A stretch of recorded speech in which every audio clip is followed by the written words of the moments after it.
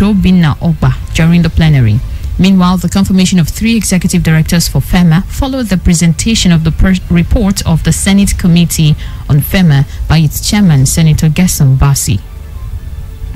The Senate on Wednesday distanced itself from the invitation extended by the House of Representatives to President Muhammadu Buhari to address it on the rising spate of insecurity in the country. Deputy President of the Senate, Ovie Omoagege, said it is unconstitutional and an abnormality for any arm of the National Assembly to summon President Muhammadu Buhari to appear before it. The upper chamber, through the chairman of its Committee on Media and Public Affairs, Senator Ajibola Bashiru, Osun Central, told journalists in Abuja that the Senate has nothing to do with the invitation of the president by the House. Senator Ajibola said since the Senate did not summon the president, it will not want to be dragged into any controversy as to whether the president will appear before a joint session of the National Assembly or not.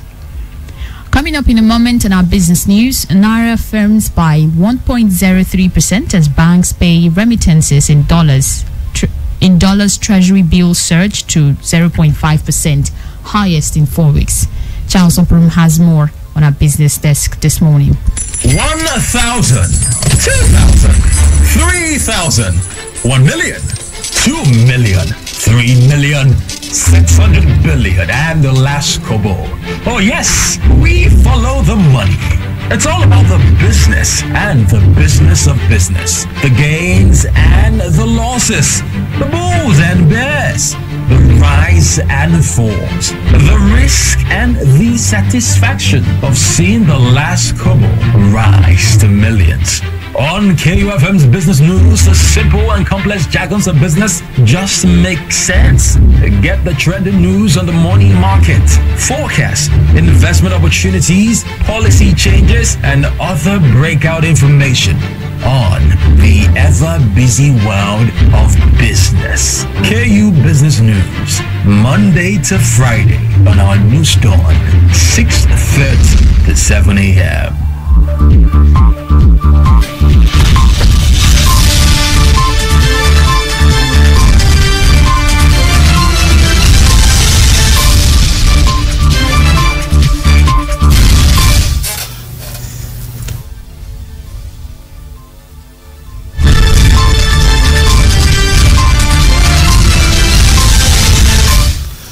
Welcome to Business News. Nigeria's currency on Wednesday strengthened by 1.03% after banks commenced payment of diaspora remittances in dollars to beneficiaries as directed by the Central Bank of Nigeria. On November 30th, the CBN said beneficiaries of diaspora remittances through the international monetary transfer operators shall have such inflows in foreign currency through the designated bank of their choice.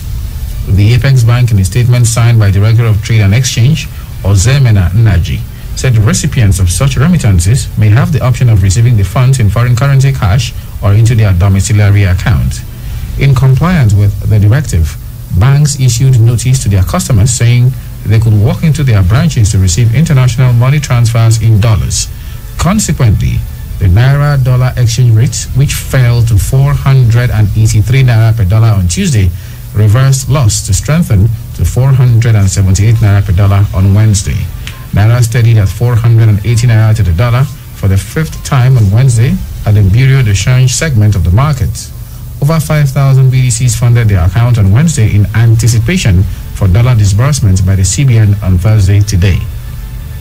At the investors and exporters forex window, Naira appreciated by 0.08% as the dollar was quoted at 394 Naira 67 kobo as against the last close of 395 Naira.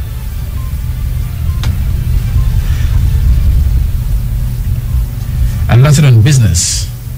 In sports, the 2020-2021 Nigeria Women's Football League Premiership season flagged off in 7 venues across Nigeria on Wednesday. These and more you will get on our sports desk with Sanofe Francis.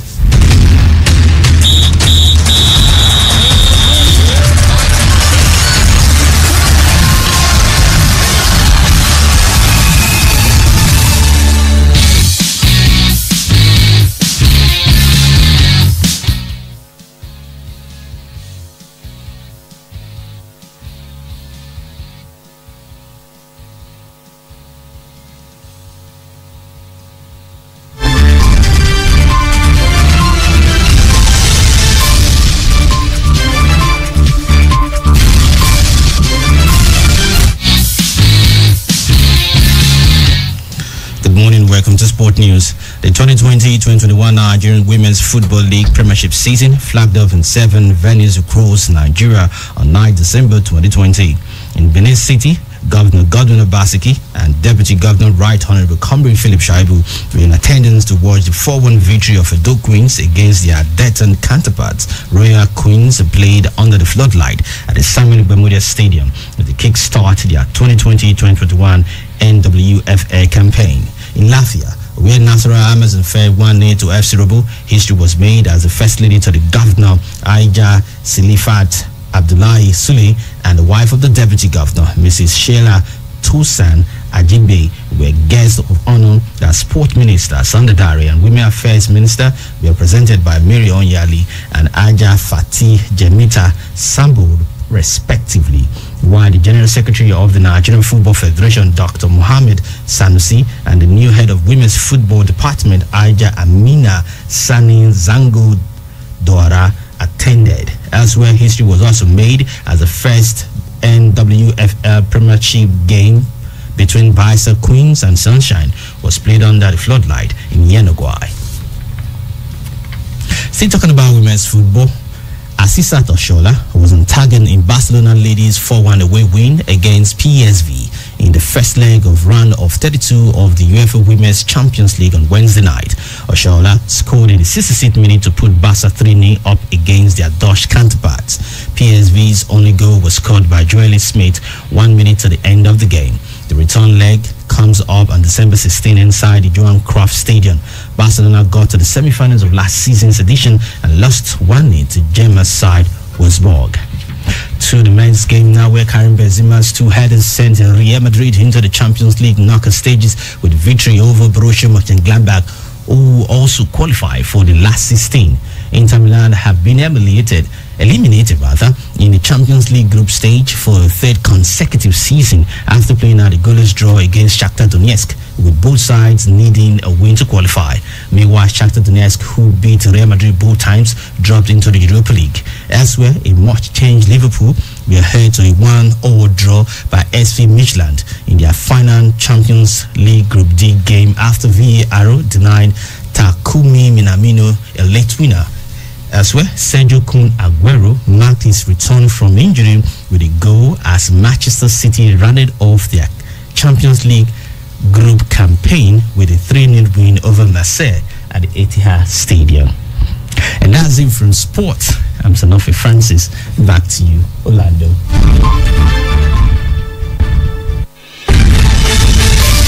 Thank you so much, Francis. And that's the news. But before we go, let's take a quick recap of the headlines. On the news this morning, we told you that Edo State government is set to revive abandoned state-owned school of nursing. Retired police officer CSP Karola Fegbai drags Edo Judicial Panel of Inquiry to court. And finally, on News Done this morning, federal government postpones meeting with ASU. Please do remember that the continued unity of Nigeria is a collective responsibility. Be sure to play your part. Do not forget, you can listen to us anywhere in the world, either by visiting our website at www.kufm.net, or you can download our KU mobile app from the Google Play Store. Remember, we're also live on YouTube at KUFM Nigeria, and you can also listen to us anywhere in the world on RadioGuardian.com. KUFM's News Done was produced by Lebedum Asagwaram. I am God's Love. Orlando.